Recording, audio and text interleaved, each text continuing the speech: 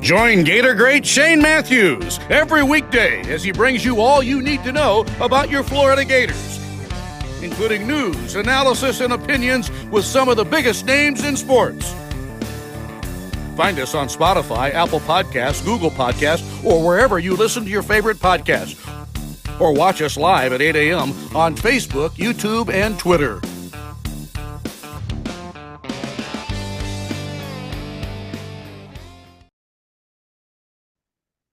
Good morning. It's a live edition of PodUp with Matthews in the morning from the Crime Prevention Security System Studios, large enough to serve you, small enough to care. Hope everybody had a great weekend. Today's program will have JC. We'll have Mike Pearson, former Gator, play for the Jacksonville Jaguars, will join the program, get his thoughts on what's going on in his world.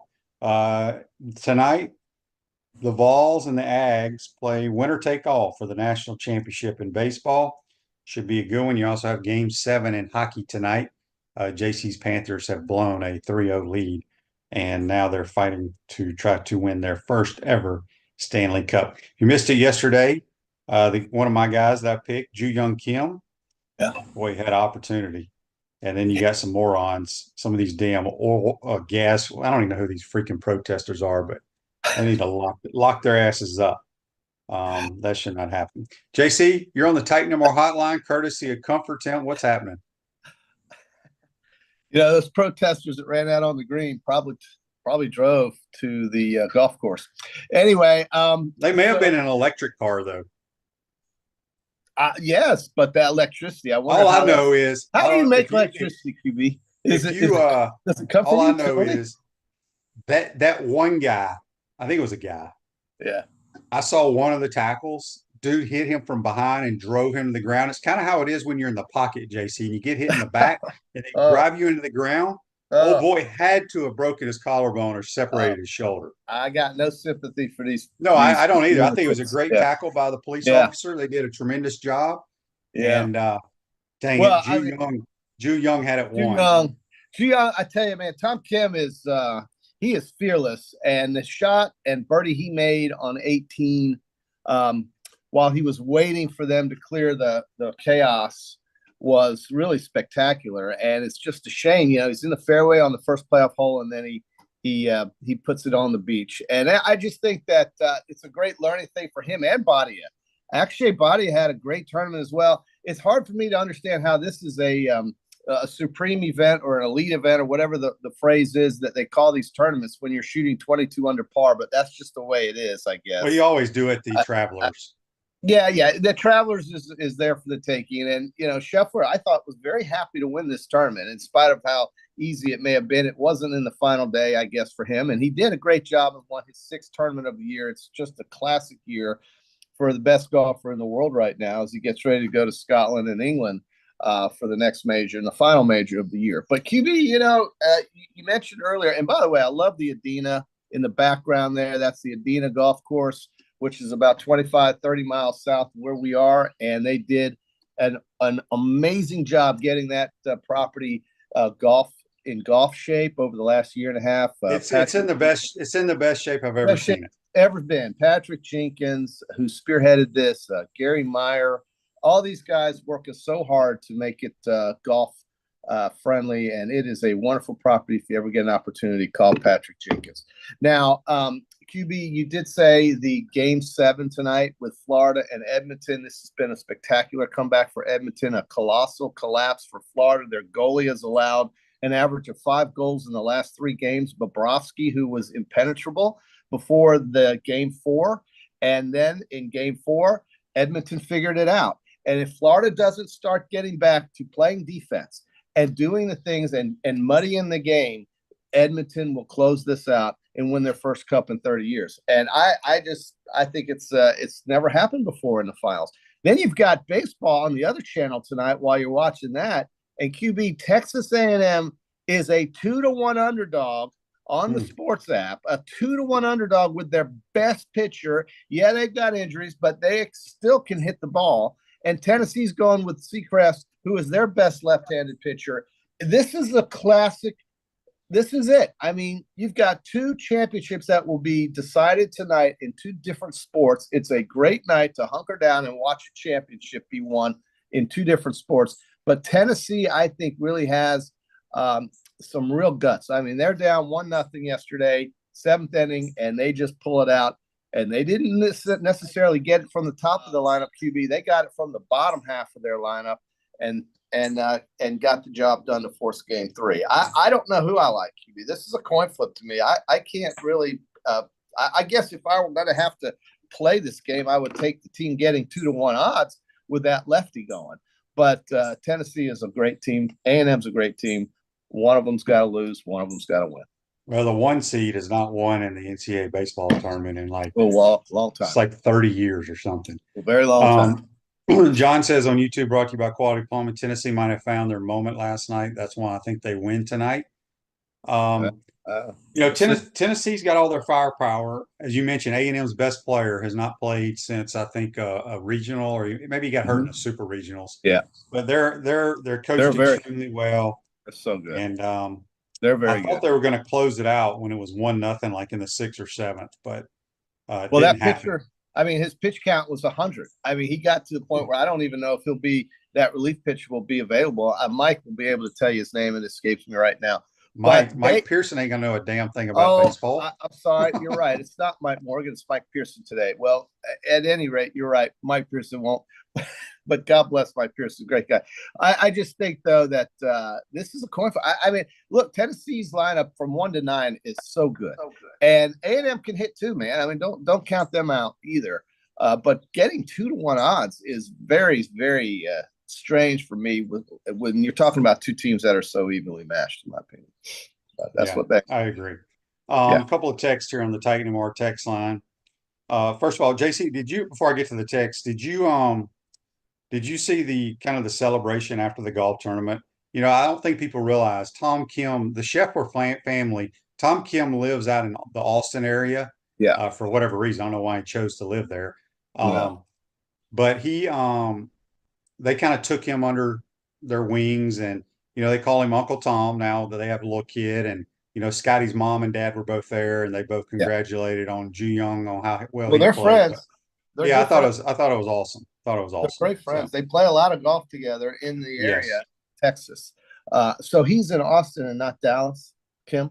It could be Dallas. I want to say it's Dallas only because you're probably right. They play together a lot in Texas, and they're really close. And you know, Tom Kim. I mean, think about Tom Kim. Scotty Scheffler's 28, so we kind of think of him as like a veteran. Tom Kim just turned 22.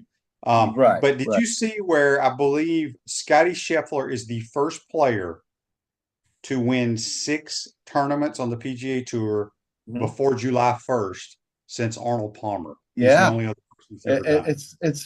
It's been an amazing, crazy, great year, and he has put in the work and executes the game. I mean, his game, the Eagle putt he had on the par 5, I think it was 15th. That 3-wood he shot to 12 feet from 254 it was, or 60 something. I mean, he just makes shots, and he's just the best ball striker, as you have said, on earth. And he's going to, I think, have a lot of of course he's going to be favored at Royal Troon. I mean, I think that course is there for the taking if he wants it. I mean, I don't know what Troon's all about. I know it's a great course in England, but that's the last major of the year, and he'll be up there inside of 5-1 odds to win it again. I mean, it's just incredible. QB, we're incredible on the Peachland Dental Picks Contest, dude. You got the guy who could have won yesterday. Last week, I took the U.S. Open winner. If we had a record, and we could archive this, even though you're supposed that was supposed to be your job, by the way. If you look at our picks this year, we're like, this is better than Vegas, man. I don't know what to tell people. It's incredible how we get these golfers. Incredible. On the Facebook Live, brought to you by Metal Law, Andy, our swimming correspondent. Okay. Andy's a big swim fan, which I watched a little bit of the swim trials. He says Gator Bobby Fink has secured his position as the greatest long-distance swimmer in American history. I would agree with that.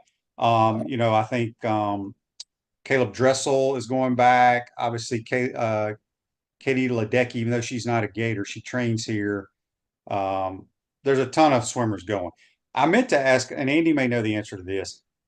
They had the diving trials or whatever, diving championships for the team at the University of Tennessee. I guess they have a great facility there, or they're great. I didn't know they were known for their diving. Olympic sports QB, I'm going to be honest with you. I am a novice at Olympic sports. What I mean by Olympic sports are these kinds of things: swimming, track, all of that. Well, we're good at all of them. A lot of Gators will be over there. Yeah. In France. So, well, that's cool. I mean, I don't know. How much do you watch the Summer Olympics, QB? Are you a big fan of that? Not much. No, it's one of those deals because there's nothing else on TV. I may throw it on, but I'm not going to work my entire schedule around to watch synchronized swimming. And if we have any synchronized swimming fans, I'll apologize. Water polo. It's still amazing the stuff they do, but it just doesn't do much for me. Matt says on Facebook Live, brought to you by Madison. I'm reading the Madison Central here, brought to you by Melton Law. Madison Central in Madison, Mississippi, tight end picked UF over several schools. Okay. Wow. The Jaguar from Madison Central. Oh, wow. Okay. So Andy, here's our update. This is just on swimming, I believe. Kieran Smith and Emma Wyatt are also going to Paris with Dressel, Ledecky, and incoming freshman Luke Whitlock. How about that? Well, God bless them. Good for them. I hope they do well. The good thing about the Olympics, if you do want to watch it, is that it is 5 hours ahead of us, or 6 or some odd. So you'll be able to watch everything in prime time. You'll be able to watch it during the day.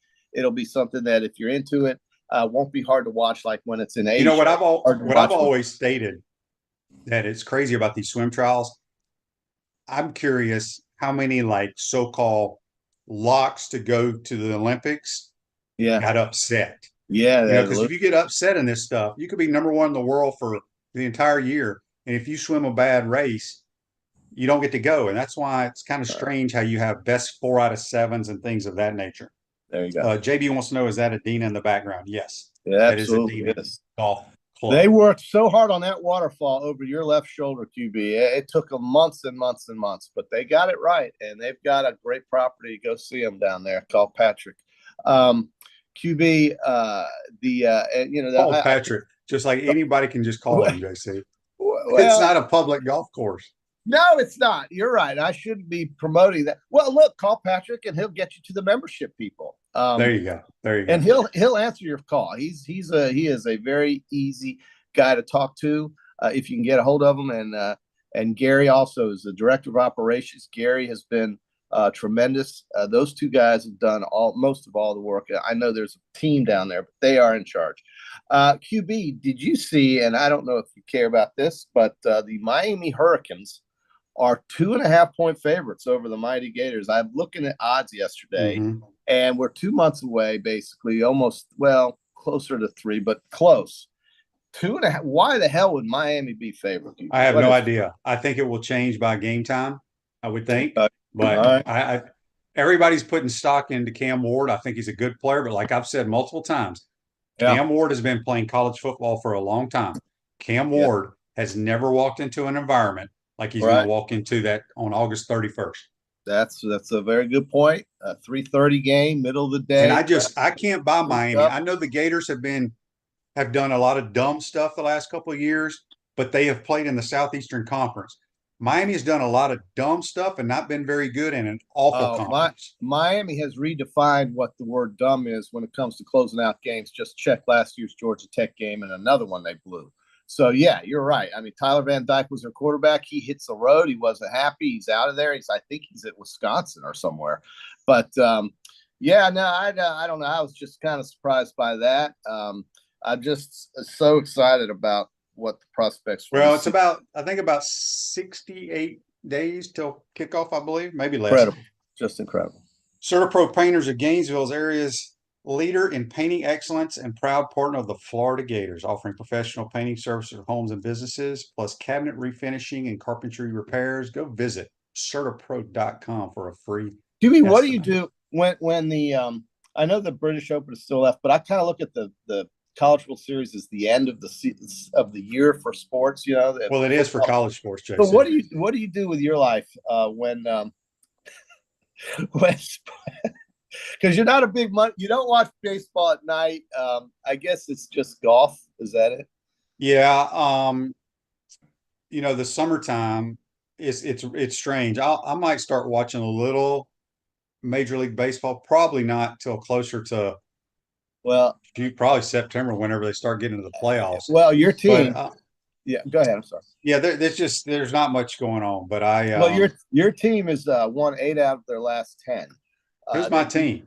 The Atlanta Braves. Oh, the Braves, yeah. And they have beaten they beat the Yankees 2 out of 3, and as predicted, as everybody knows, to no surprise, Stanton has a hamstring injury, and here we go with the disabled list for the Yankees. Yep. but Atlanta, I got a bad strength coach, JC. Bad strength coach with the Yankees. It's so predictable. It's so damn predictable. But Atlanta has won 8 out of 10, and they are clearing the wild card by 5 games, I want to say. And if you look at the standings in baseball, and I know this is not one of our most popular things to talk about, but it is baseball and it is summertime. There are something like 15 teams within 2 games of wild card contention. So everybody in Major League Baseball is playing hard right now. Look at what the Mets have done here in the last 2 weeks. They have gone crazy. They've almost Pete Alonso basically told the media. Pete Alonso, the great former Florida Gator baseball player, told the media, and he's one of the best ever to play here. There's no doubt about that. He told the media, "Listen, don't worry about us. We're going to get on our groove," and they have. And the Mets are playing the Yankees in the Subway Series here starting tomorrow. So, for all our baseball. I wanted to mention too. Nat says here, Shane and JC, there's a new golf course coming to the city of Alachua. It's waiting on permits. Yes. That is the Tower Hill golf course. It'll be private as well. But we know. I wanted to mention we know. Yeah, well, I know we know people. You got to know people in golf. The Gators. I saw this, and I mentioned it the other day, but I saw another publication on Twitter that are going to have the Lady Gators will be your preseason #1 team in America, probably in softball next year. Here it is. I saw that. Oh yeah, you got the shirt on. So we have like the #1 recruiting class coming in. Tim just got the shortstop from Alabama. Oh wow! Which he just pillages. The last shortstop from Alabama turned out pretty good. Yeah, we'll see how this one does. But she was like all SEC, so yeah, she's a very good player. How does Florida pillage the Alabama roster and things like baseball? Well, I think a lot of people that I've talked to, they're tired of your boy Murphy up there, and the girls are hauling butt. And I know that like Joe at Titan MRI, who's a great supporter of our program, is very involved with the softball program, our NIL, and all that stuff. The Florida Victorious, so. Maybe that's helping. Maybe it's helping. There you go, QB. There you go. So I'm excited about that. Silverback Concrete builds firm foundations for generations. You stand on it. We stand by it. But the problem is Oklahoma's going to pay about $300,000 and get that pitcher from Stanford. Oh, glad you mentioned Oklahoma University because they are OU, right? So Oklahoma University, what is the hell is the deal with signing Brent Venables to a 6-year extension in year 3? Coming up. Well, I mean, what's the point of that? Why would they do that? That doesn't make sense to me. Yeah, he went 10-3. He had a 6 to 7 year before that. He was currently involved already in a 4-year contract. Why would Castiglione, the athletic director, just give him a raise like this and extend 6 years? Maybe they like you. Maybe they like the way the program's headed. They went 10-3 last year. Well, they got killed in their bowl game. They're still very sketchy on defense. I don't know, QB. I just don't understand the 6-year extension thing. He wasn't going anywhere. He's 66 years old. He's got a 4-year contract already. It just surprised me to see that. And so they're stuck with him now, whether they like him or not. And they're going into a conference. This ain't the Big 12 no more, dude. They're going into a tough league. They're going to have teams coming to town that they don't see much. Alabama's coming to town. They got to play at Mississippi. Good heavens. It's not like Texas Tech and Baylor back to back. Here we go. This is a very interesting thing they did with Brent Venables. Did you think is he the kind of guy you want coaching your team? I mean, maybe he is. I don't know. He's a defensive guy. So Gene has a question for you, JC, on the Titan MR. Gene, I mean, this is on the Facebook Live, brought to you by Where's Melon. Gene been? Gene's How does alive. Texas A&M baseball compare to UF baseball and NIL money? Well, I think we know that they have more money. A, B. Yes. I think we also A lot know more. right, but B, we also know that Florida's history in baseball and their current, I think their stead here in the baseball world is better than Texas A&M's. I mean, this is the first time Texas A&M has been in anything. Let's be honest, Texas A&M as a university hasn't won a damn thing since World War II. So I don't know what they're so great at. Texas A&M's just loaded. They just got a lot of money, and they're kind of cultish. They do their and I don't really understand any of that, but it's a cult and it's a happy group of people. And if you go to Texas A&M and you live in the state of Texas, you are guaranteed, not just going to get one, but basically guaranteed a job in engineering or anything else. You are guaranteed to be successful with a degree from Texas A&M. So it is a great school. I'm not trying to discount Texas A&M, but athletically, dude, they haven't won a damn thing. And so this is a big deal. They might tonight. They might. They could win their first in generations, truthfully. But Tennessee, I just like their swag, but I don't think I'd lay 2-1. I just don't think I'd do that. I think I'd be more inclined to go with A&M. We'll see. Yeah. Couple of Facebook lives here. Joseph says Sully's working the portal. Doesn't seem like he's worried about the Texas situation. No, I saw a projected lineup next year for us.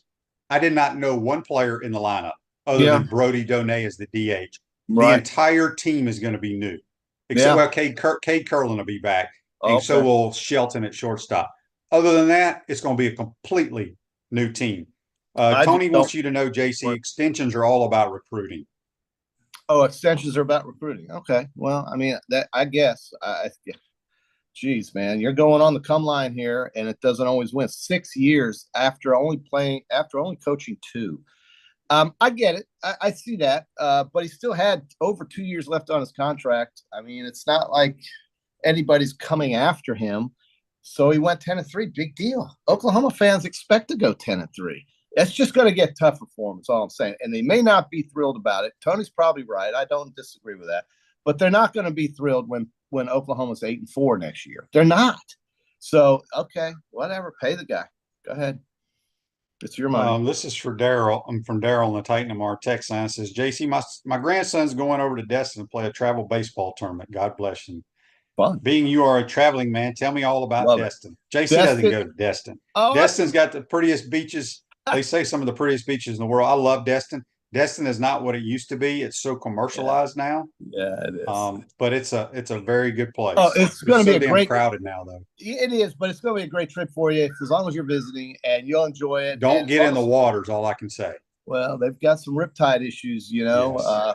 Who was the quarterback? Ryan Mallett of Arkansas, 6'8" guy, and he got swept away, and it's very tragic. Yeah, so they had a bunch this past week. Some really bad ones. So a couple people down south. Yeah. Mm-hmm. Yeah. Conyer Ron on YouTube wants to know, do you have a link to that baseball roster? No, I don't, Conyer Ron. It was something on Twitter. And again, don't believe everything you read in Twitter, but we've had multiple. I think they've had up to 7 transfers already commit to the Gators. Now, there's still a possibility a few of those guys can go pro. Mm-hmm. But I would think after what happened last year, there's got to be some kind of written agreement that I'm not going pro because that kind of screwed us. All right, JC, let's get to This Day in Sports, brought to you by Campus USA Credit Union. Put some star power to work in your financial life at Campus USA Credit Union. I like to read these things. All right, in 2012, this is somewhat interesting. It's probably not going to surprise you, but it surprised me because I don't pay attention to what goes around the world. Female athletes will be allowed to compete for Saudi Arabia at the Olympics for the first time. That was in 2012. Okay. Think about that. Yeah, that's only 12 years ago. Well, yeah. Could you imagine if you were like one of the fastest females in the world? Yeah. You would never know. Yeah, you wasted your whole talent that was given to you. Yeah. So anyway, that's crazy. This Day in Sports, brought to you by Campus US Credit Union. Oh, QB, how much time did you spend watching the U.S. men's national team win their soccer match yesterday against they won in the Copa America? I had no idea they won or played or anything. You're not watching the Euro Cup either? Oh, no, I'm not. So I have a bone to pick with you, JC, just about a topic before we get to Mike Pearson. Sure.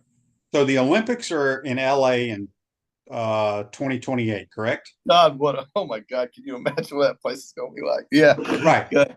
Okay, but they're going to bring women's softball, for whatever reason, is not playing in Paris. But women's softball is now going to be back in the Olympics in 2028, which makes no sense to me.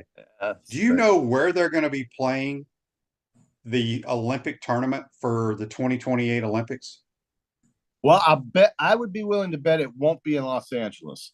I'm going to say they would probably be playing it in well, it can't be Las Vegas. It'd be too hot there. No, I guess I give up. Where are they going to play? Oklahoma City. I have a problem with this. Well, okay, that's definitely not in the Olympic Village. Those girls will not be walking. They're going to be staying at the Hampton Inn in Oklahoma City instead of the Olympic Village. So why doesn't the University of California at Los Angeles, which hails itself as one of the great traditional powers in softball, build something on their campus to allow for women's softball to be held on that campus at the Olympics on one of the nicer areas of that very difficult city to navigate? Why wouldn't they build?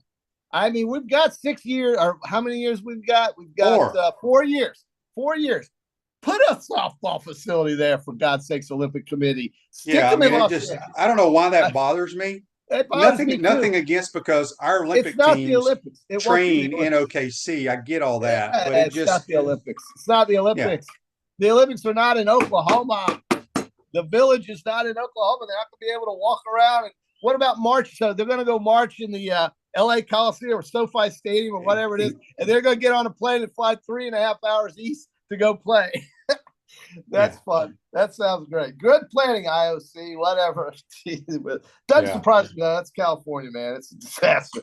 But I couldn't imagine. I couldn't imagine what it'd be like trying to find a hotel or drive in Los Angeles, California, as they bring the entire world to town. That is going to be such chaos. But have fun, guys. Good luck. Have fun. I'm curious. Where is the track? Are they building a track stadium? Well, it's not. It can't be in SoFi. That place. No, SoFi is where they're swimming. Okay, so then the LA Coliseum. Oh, LA Coliseum, but it doesn't. It doesn't. Does it still have a track around it? I'm sure they could figure that out. 400 meters. So, I mean, it's yeah, but you got to have all the. You know what? Yeah. They're probably going to fly to Oregon, where Tracktown USA is, where they're having the Olympic trials. Or I don't know if they've ended or still going on. They're probably going to have it there. It is going to be a mess. All right, JC, we're going to get to Mike Pearson. Mike Pearson, have a good day. We'll talk to you on Wednesday. Ask him if he's been practicing his putting.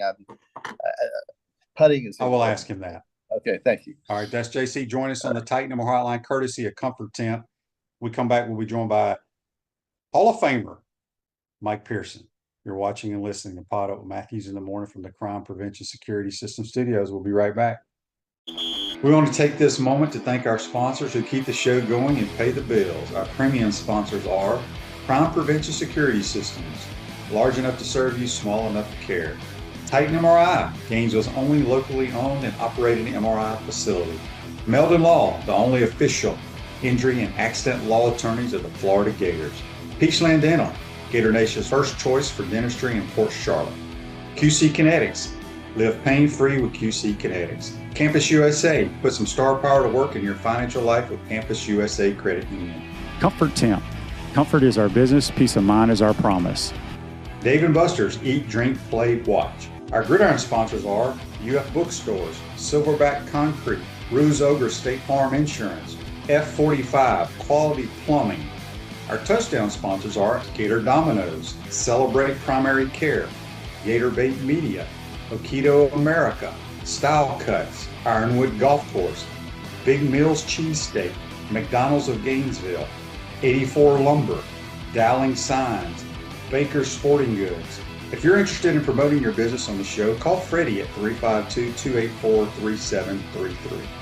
If you like what we're doing here, make sure to follow us and support the businesses that support us.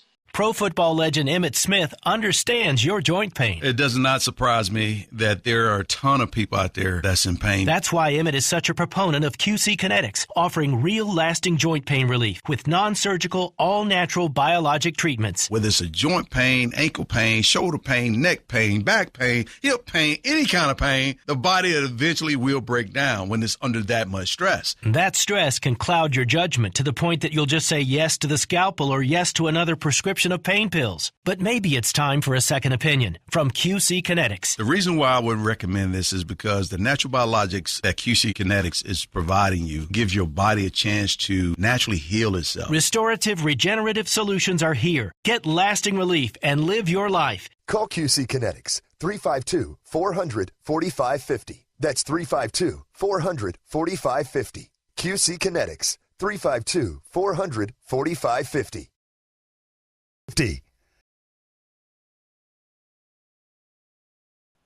Welcome back to the Crime Prevention Security System Studios, large enough to serve you, small enough to care. Ruse Ogre State Farm Office is a team of dedicated insurance professionals ready to help life go right with the right insurance options for you and your family. Visitogreinsurance.com. Give them a call at 352-240-1779.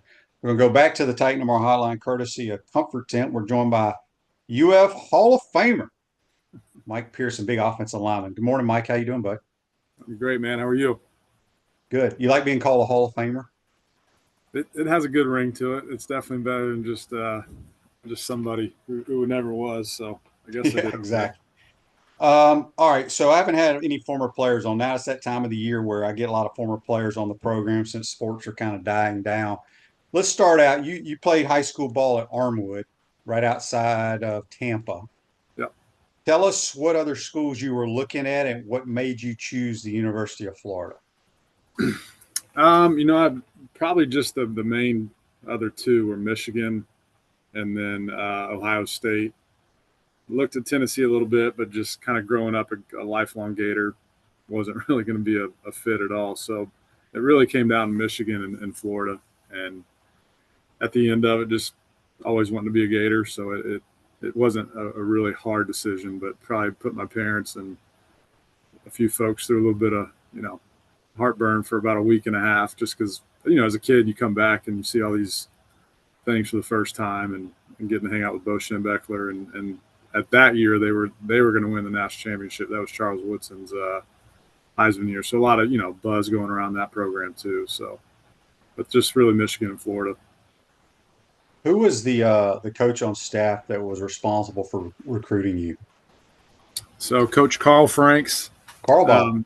Had the Tampa area and, got to know him pretty early on, from spring, my sophomore year, and then obviously junior and senior year. So he was a guy that came down pretty often. Carl, just laid back and great guy. And so he was the one, that main point of contact. And then you start talking more to Jimmy Ray and Coach Collins doing the Ric Flair walk and all that fun stuff. So Andy's question for you on I know part of the answer to this, brought to you by Meldon Law. Mike, do you still keep in contact with Max Starks and Cooper Carlisle, and how competitive were you three at Florida? Max, I very rarely, just love him to death. He's a great guy, but he lives out in Arizona, so we usually kind of see each other. Seems like once every 2 years. But Cooper and I see each other quite a bit, along with Shane when we're playing some golf. So I would say we're all still competitive in our older age, and now we just compete for nickels and fun stuff out on the golf course. But yeah, I see Cooper quite a bit, and he was just a big influence on me and just a phenomenal teammate and person. So definitely Coop's one of my faves. Mike, you're 6'7", and we had some people talking last week because there's a report that the Gators are they're possibly recruiting a 6'11" guy who was like a former basketball player, hadn't played a whole lot of football. And the discussion was, I was like, man, 6'11", that's going to have some issues on the quarterback being able to see. Mm-hmm. But somebody mentioned you at 6'7". Did any of the quarterbacks, I want to say Rex was your quarterback, and Rex is barely 6 foot. Did he have Yeah. any issues with you being in the passing lanes? No, I mean, I think, Rexy was one of those guys that, get the ball out pretty quickly. So I don't ever recall anybody ever kind of complaining. I mean, especially with me being out on the edge, I think if you were Yeah. kind of more center guard, that's probably where the issues would occur. But out on the edge, you're kind of out of the way, I would think. But do you think a 6'11" guy can play tackle? Jonathan Ogden was, for me, still the best offensive lineman I've ever seen in my life, and he was close to. I know he's 6'9", 6'10". Was he? Oh. So I mean, I think it can be done. I mean, 6'11" seems like on the verge of extreme, but if he's an athletic guy, run game might be a little much for him, but he should be able to block out the sun. Yeah, exactly. Jackson in Gatlinburg, Tennessee wants to know on the Titan MR text line, Mike, what was your favorite moment as a Florida Gator? Definitely winning the SEC in 2000, because guys like yourself and the people that set the standard, for us, it was always if you didn't win an SEC, then it just wasn't a good year. Whether it was 10 wins in a bowl game, and so for me, finally getting that, because the year prior in '99 we got thumped by Alabama up there. So getting back, beating Auburn, and being part of that winning tradition. And then probably my second one was finally beating FSU my last year in '01, but definitely winning the SEC in 2000. We got a lot of Jag fans that watch this program. You were drafted early in the second round by the Jaguars and had a bad knee injury, if I'm not mistaken. Mm-hmm. What was your time like with the Jags? It was great. I mean, obviously, being a Florida kid, playing college ball at UF, and then getting to stay here in the state. A funny story I tell people is my first off season up there. We lived on the south side of Jacksonville, so I think we were getting like our termite bond or something renewed. I don't recall exactly, but this guy comes in the house, and I had a couple of Gator things in the den right there, and man, he's chatting me up and just going on and on and on about UF, and then finally goes, "What are you doing now?" I was like, "Well, I play football up here for the Jags," and he's like, "Oh, okay," and then he just went right back to the Gator stuff. So it's a great town. We loved it up there. Enjoyed our time. Obviously, Coughlin drafted me, and then Coach Del Rio came in. So had a lot of good buddies and still good buddies that keep in touch with from up there. So I want to ask you, because there's all this talk about Fred Taylor should be in the Hall of Fame. I'm one who firmly believes he should be. Absolutely. I personally think he's the greatest running back the University of Florida ever had in my time. Mm-hmm. I was here for 2 years with Emmett. I just think with speed and power, there was nobody like Fred T. What was it like blocking for him? He made your job, as they say, way easier. Like you said, I mean, the guy was powerful, speed, shifty. I mean, my rookie year, we ended up setting, I think at that time, the franchise record. I think it was close to 1,600 yards.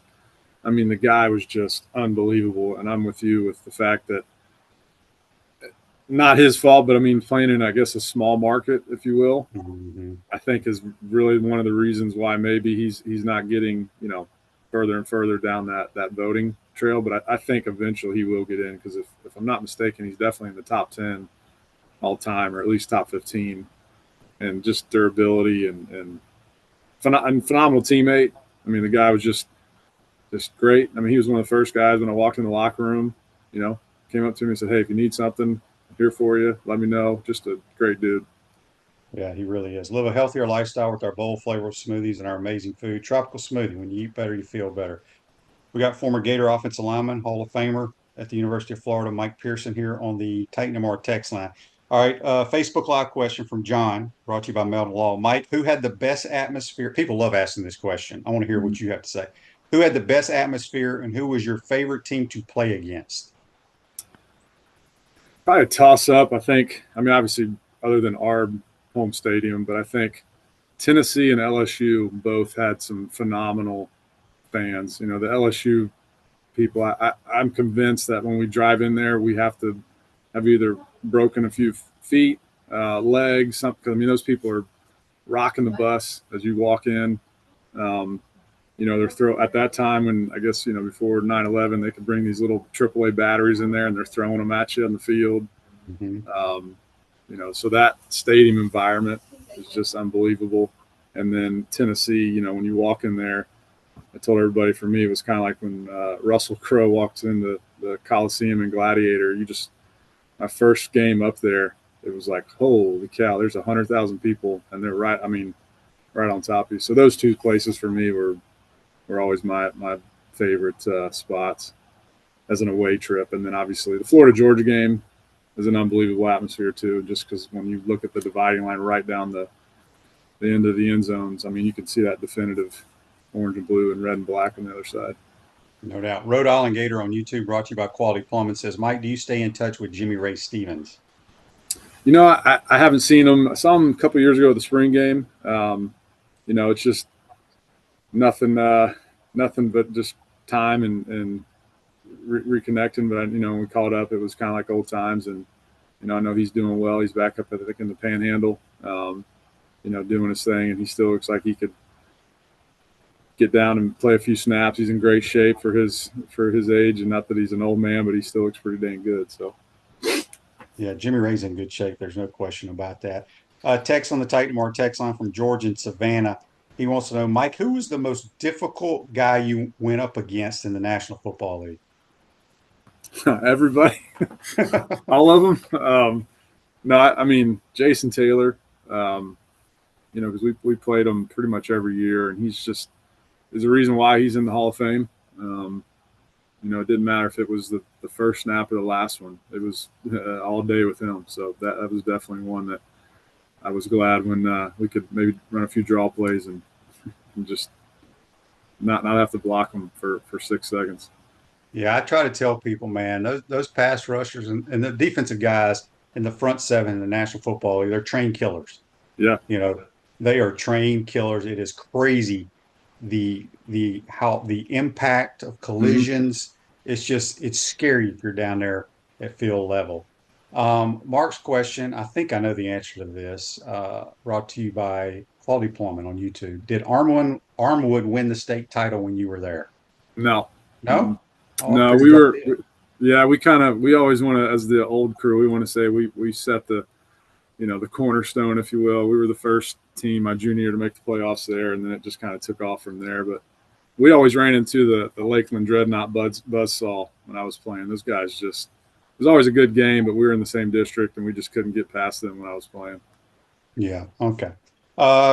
This is from William on the Titan Tomorrow text line. He wants to know, Mike, what are you up to these days? Just raising three boys. I've got a soon-to-be senior in high school, a sophomore. The sophomore plays football. He's 6'2", about 190, so he's kind of maybe, I guess, trending in the right way. He'll hopefully maybe play some college. And then our little guy just turned 8 yesterday. But other than that, sold some restaurants and a medical device distributorship, and then now I've decided to get into the property and casualty commercial insurance world. So just kind of recreating myself all the time and trying to stay up with the kiddos at home with my wife. And we're actually leaving tomorrow to go on a ski trip down to South America. Oh, wow. Opposite seasons down there. So we're going to try our hand down in Chile. Interesting. Yeah. Well, that's pretty cool. Yeah. Annie's question on Facebook Live, Mike, what was it like going up against Alex Brown in practice, and did you ever square off against him in the National Football League? In practice, it obviously Saturdays were easy. I mean, just because getting to go against that guy every day. I mean, he was one of the best of all time, and I was just seeing the other day he got nominated for College Football Hall of Fame. So going against him just exponentially made my life hard during the week, but then coming into Saturday, didn't have any concerns. And then we only played each other one time in the preseason, our rookie year. And, I got him a couple times. He got me a couple times. So we had fun with it, but that was the only time we ever locked up in the NFL. All right, I want to get your thoughts. Obviously, the Gators have been struggling on the football field the last few years. Just your thoughts on where the program is. And obviously, we know we got a very difficult schedule this year, but I try to tell people, look, let's embrace it, go compete and see what happens. Yeah, I think with anything, year 3 is really that really true indication of where we're heading. I think Coach Napier is setting a lot of good fundamental, things in the program. I really would hope and want to just see, I guess, more energy or passion, if you will, because I think the last few years it seems like when it gets a little bit, iffy or down, I just don't see that kind of fight that I would love seeing. So if that's going to turn the corner, I think this year is going to be where that has to shine the most, because I feel like talent is abundant, all over. It's now just going out and actually doing, executing it. And it's like anything else. They don't pay you just to show up. I mean, you got to perform, and it's not about, what your stats say. It's what's the end of the game and the number on that scoreboard. Yeah. They have our offensive line, Pro Football Focus, they grade everything. I don't know if you're familiar with them or not, but they have us as the 10th rated offensive line going into the year. So obviously that will help, but we got to tackle and rush the passer to win some games. Question here, Mike, do you ever get back to Gainesville? How welcoming is the current staff of former players? We have season tickets. We've had them for, gosh, the boys, my oldest is 17, so we've had them quite a while. The staff is great. I think, like anything else, I try not to bother them, if I'm being honest. Exactly. They've got 1,900 things they need to do, and say to cater the old players, like I don't know really what else. I mean, we have a good setup with the F Club. It would be cool if we could have something a little more in the stadium, sure, but I think overall, they're always inviting. We can go up and watch practice or go in the indoor facility. But yeah, they're good in my opinion. I mean, I don't know if anybody else has a different opinion, but they're good by me. Yeah, I'm like you, man. There's so much going on during a practice. They don't have time to talk to you anyway, if you show up. All right, here's the big part of my program, and I know you got some good ones, because anytime any former player that played under the head ball coach has great stories. So I need at least one or two really good Coach Spurrier stories from Mike Pearson. Well, this one might kind of get reused by all of us because we all have been there when it happens. So, your first year playing, we're in the team meeting room and you went through it. Cooper's went through it. So you're sitting there and you do something bad on the film. And Coach Spurrier, Michael, what'd you do here? Coach obviously let the guy get past me and hit Shane in the back of the head and, fumbled.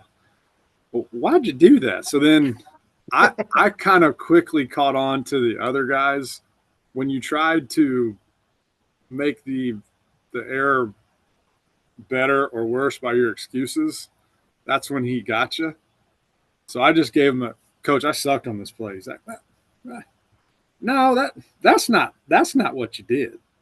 I'm like, okay. And I said, what did he? Goes, it's our fault. We put you in the ball game. We shouldn't have put you in the ball game.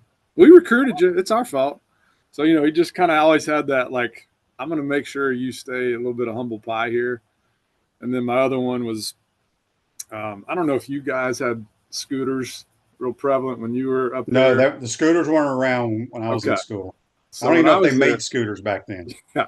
So when I got there, like we all started riding these scooters, and it was like a motorcycle gang, but we looked like circus bears on tricycles.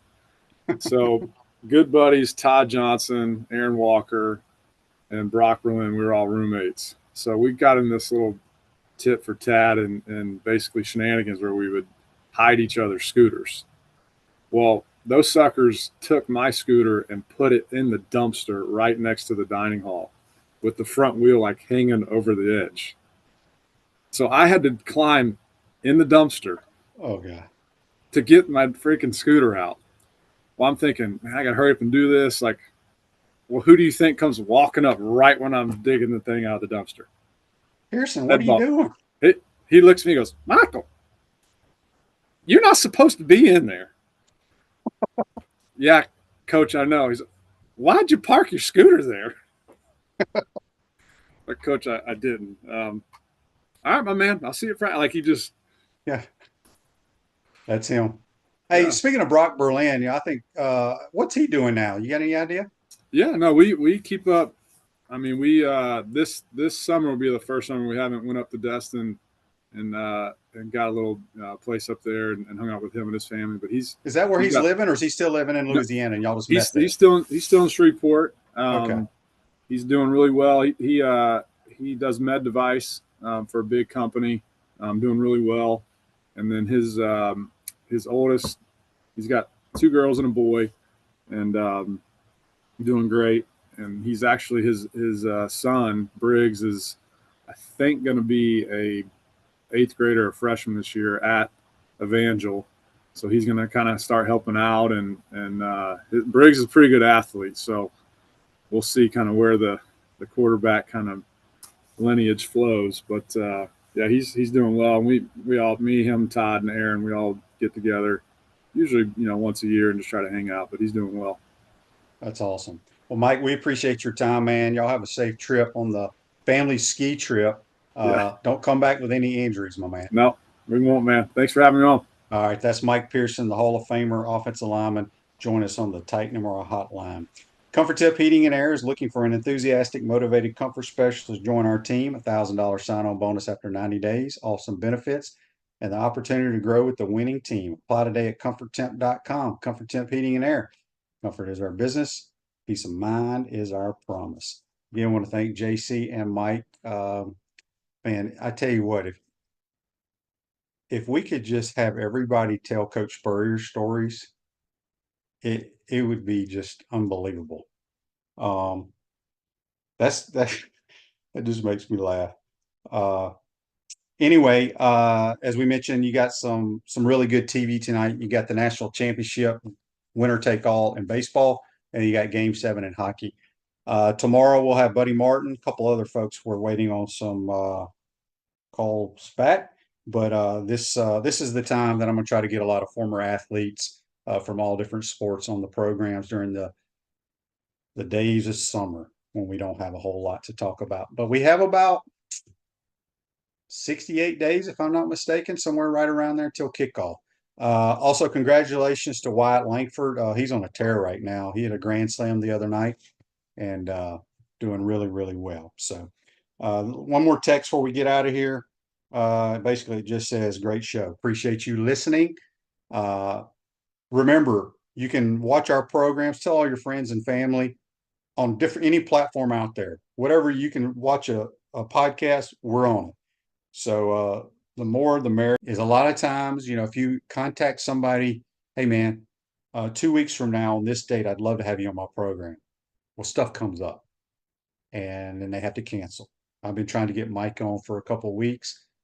He's got meetings, he's got family obligations. It's very difficult. Same way with Ernest Graham. Ernest Graham's right here in Gainesville. We've been texting. I have him. He's ready to go, and something comes up. But we're probably going to have to tape Ernest Graham to get him on the program. William says about the 91 team relative to strength of schedule, beat Alabama, Tennessee, LSU, Auburn, and FSU. The 91 team was damn good. I will tell you that. Hope y'all enjoyed today's program. Be safe out there, folks, and we will see you tomorrow.